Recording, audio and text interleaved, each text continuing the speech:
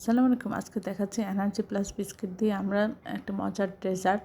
আমরা বিস্কিট প্রথমে নিয়ে একটু গুঁড়ো করে নিয়েছি। আপনি ব্লেন্ডারও দিতে পারেন বা আপনি না দিয়েও করতে পারেন।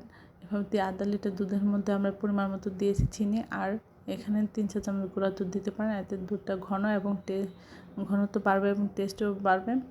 আর এখানে দিতে পারেন 1 থেকে 1.5 চামচ কর্নফ্লাওয়ার বা কাস্টার্ড পাউডার। এতে দুধটা একটু ঘন হবে, খেতে ভালো লাগবে। আর একটু 1টা বা 2টা এলাচ গুঁড়া, সব কিছু দিয়ে দুধটা সুন্দর করে জাল করে তারপরে আপনারা এখানে প্রথমে বিস্কিটের লেয়ারটা দিব গুঁড়ো, তারপরে এখানে দুধটা ঢেলে দিয়েছি, তারপর আবার বিস্কুটের গুঁড়া দিয়েছি দ্বিতীয় ধাপে, তারপরে আবার দুধ এভাবে ঢেলে দিয়েছি, এর উপরে ছড়িয়ে দিয়েছি, তারপরে আবার আমরা বিস্কিটের গুঁড়ো দিব, দিয়ে আমরা তৃতীয় লেয়ারেও দুধ দিয়ে সুন্দর করে পরিবেশন করব।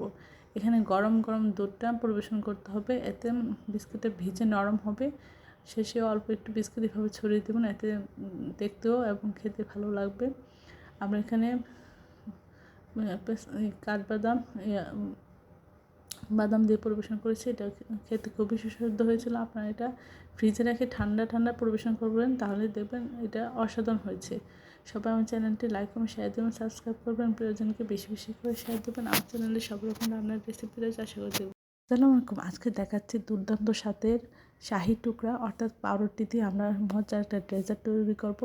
প্রথমে পাউরুটির সাইডটা আমরা কেটে হালকা তেলে বা ঘিতে আমরা ভেজে নিব। তারপরে এটা হচ্ছে সুগার সিরাপ অর্থাৎ পানিতে চিনি গলিয়ে এটাতে একটু মুড়ি ভিজিয়ে নিব। তারপরে আমরা এখন দুধ জাল করে নিচ্ছি। দুধের ঘন করার জন্য আমরা আধা চামচ কর্নফ্লাওয়ার আর হচ্ছে এখানে 3-4 চামচ গুঁড়া দুধ দিলাম, আর হচ্ছে এর মধ্যে পরিমাণ মতো চিনি কনডেন্স মিল্ক দিয়ে আমরা খুব সুন্দর করে ঘন একটা দুধ তৈরি করব। এর মধ্যে সামান্য একটু এলাচ করে দিব, এতে ফ্লেভার ভালো হবে। তারপর এইভাবে সাজিয়ে আমরা এর মধ্যে দিয়ে দিব ওই জাল করে রাখা দুধ। এটা খেতে এতটাই অসাধারণ লাগে যে বলার বাইরে, মুখে দিলে মনে হয় কী খেয়েছি। আসলে এটা বানানো সহজ কিন্তু খেতে অসাধারণ। আশা করি এই রেসিপিটা একবার হলেও ট্রাই করবেন। সবাই আমার চ্যানেলটি লাইক এবং শেয়ার দেবেন, সাবস্ক্রাইব করবেন, প্রিয়জনকে বেশি বেশি করে শেয়ার দেবেন। আমার চ্যানেলে সব রকম রান্নার রেসিপি রয়েছে, আশা করি